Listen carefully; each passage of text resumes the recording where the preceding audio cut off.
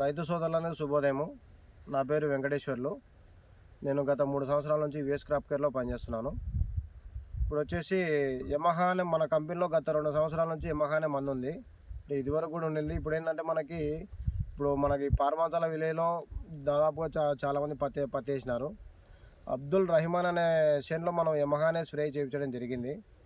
ఏ విధంగా మన అబ్దుల్ రహమాన్ యమహా వాడిన తర్వాత ఏ విధంగా పనిచేసింది అనేది మన రైతు మాటలో కనుక్కుందాము.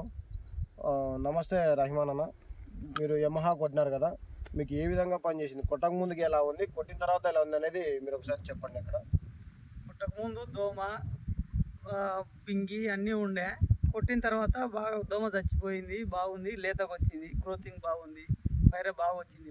ఇప్పుడు రహమాన్ అన్న, ఇప్పుడు మీరు యమహా వాడినారు కదా, అంటే మీకు కొట్టిన తర్వాత ఈ సైడ్ తెల్లదోమ పచ్చదోమ అనేది ఏ విధంగా పోయింది? దోమ కూడా బాగా పోయింది, బ్రాంచెస్ కూడా బాగానే వచ్చినాయి, గ్రోతింగ్ బాగానే ఉంది. యమహా కొట్టినారు కదా, రైతులు వాడొచ్చు కదా? వాడవచ్చు, ఏం ప్రాబ్లం లేదు. సరే, మీరు యమహా కొట్టినారు కాబట్టి ఇప్పుడు మీకు యమహా అనేది మందు బాగానే పనిచేసింది కదా? బాగా పనిచేసింది. ఓకే అభిత్.